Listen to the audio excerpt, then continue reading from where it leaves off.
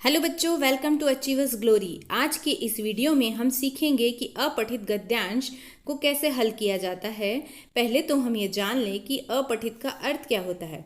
तो अपठित यानी ऐसा पाठ जो कि पढ़ा न गया हो, यानी कि ऐसा पैराग्राफ जो कि आपने पहले कभी ना पढ़ा हो, वह कहलाता है अपठित गद्यांश।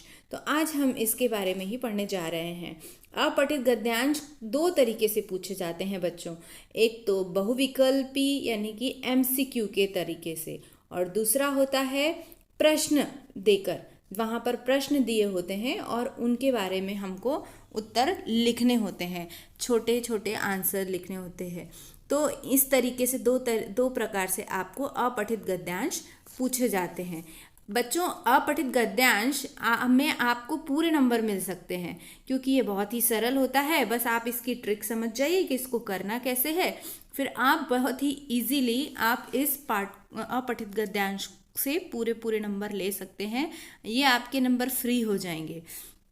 हाँ बच्चों, ये ध्यान रखना है कि एग्ज़ाम में हम बहुत सारा समय इस पर ना लगा दें, क्योंकि हमारा पेपर भी बहुत बड़ा होता है। तो हमें बहुत ज़्यादा समय इस पर नहीं लगाना है। तो हम इसके लिए 10 से 15 मिनट का समय रखें और हमको इसके 8 मार्क आसानी से पूरे मिल सकते हैं। तो चलिए शुरू करते हैं। अपठित गद्यांश हम कैसे करेंगे। पहले हम लघु उत्तरीय प्रश्नों को हल करना सीख लेते हैं, फिर हम बहुविकल्पीय प्रश्नों के बारे में समझेंगे। क्योंकि अगर आप लघु उत्तरीय प्रश्न सीख गए तो बहुविकल्पीय प्रश्न भी बहुत अच्छे से सीख जाएंगे। सबसे पहले हमें अपठित गद्यांश जो होते हैं उनको अच्छे से पढ़ना है। जो भी पाठ दिया हुआ है, जो हमें गद्यांश दिया हुआ है, उसे पहले अच्छे से 1 से 2 बार पढ़ लो। पढ़ने के बाद में फिर उसमें के आधार पर जो प्रश्न दिए गए हैं उन प्रश्नों को हमें पढ़ना चाहिए एक बार। इस तरह हमने पहले पार्ट भी हमने जो पैराग्राफ दिया है वो भी पढ़ लिया, और हमने क्या किया, प्रश्नों को भी एक बार पढ़ लिया। अब गद्यांश में से जो प्रश्न हैं उनके उत्तर हमें ढूंढना है। अब उनके उत्तर हम ढूंढेंगे, और बच्चों की उनके जो उत्तर है उन्हें अपनी भाषा में लिखना है। त्यों कि त्यों हमें जो पैराग्राफ में दिया है वैसा कि वैसा हमें नहीं लिखना। अगर हम वैसा कि वैसा लिखेंगे तो हमें उतने अच्छे मार्क्स नहीं मिलेंगे। हमें थोड़ा अपने मन से उसको समझकर उसको आंसर को लिखना है।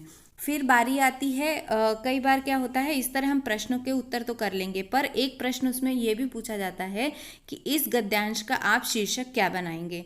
तो यहाँ पर यह प्रश्न थोड़ा सा कठिन हो जाता है, क्योंकि शीर्षक बच्चों को बनाना थोड़ा टफ पड़ता है। तो इसके लिए मैं आपको बताती हूँ कि आपको ऐसा शीर्षक बनाना है जिसका संबंध जो है वो पूरे पैराग्राफ से होना चाहिए, यानी जो पूरा गद्यांश दिया हुआ है उसमें से आपको वो शीर्षक ढूंढना है। और फिर वैसा शीर्षक जो कि जिसका संबंध पूरे पैराग्राफ से है, उसे आप एक शब्द, 1 या 2 शब्दों में, या एक छोटी 3-4 शब्दों की लाइन में हम बना सकते हैं। इस तरह आप एक शीर्षक, अच्छे शीर्षक का चुनाव करेंगे और इस तरह आपको शीर्षक मिल जाएगा। अब आता है जो दूसरे तरह के प्रश्न आते हैं, बहुविकल्पीय प्रश्न आते हैं।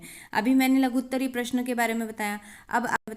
अब आता है बहुविकल्पीय यानी एमसीक्यूज के हैं, जिन्हें कि हमें करना हो तो हमें क्या करना चाहिए। पहले तो गद्यांश को अच्छी तरह सावधानी, इसमें भी उसी तरह हमें गद्यांश को सावधानी से पढ़ना है, और यहाँ पर हमें सावधानी से उत्तरों पर निशान लगाना है, क्योंकि एक प्रश्न के 4 उत्तर दिए होंगे जो मिलते जुलते हो सकते हैं। तो आपको क्या करना है कि ऐसे उत्तर पर निशान लगाना है जो कि सही है।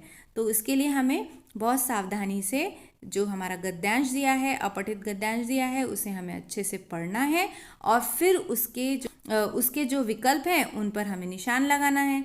तो यहाँ पर आपको मन से कुछ नहीं करना होगा, लेकिन आपको फिर यह फटाफट कर लेना है, और अपना समय भी ध्यान रखना है कि हमें ये फटाफट 15 से 20 मिनट के अंदर ख़त्म करना है, ताकि आगे का पेपर भी हम कर सकें। अच्छा बच्चों, आपको यह वीडियो ज़रूर पसंद आया होगा। अगर आपको ये वीडियो पसंद आया है तो प्लीज़ लाइक करिए, शेयर करिए, और इस चैनल को सब्सक्राइब करना ना भूलें। धन्यवाद बच्चों, बाय बाय, मिलते हैं नेक्स्ट वीडियो में।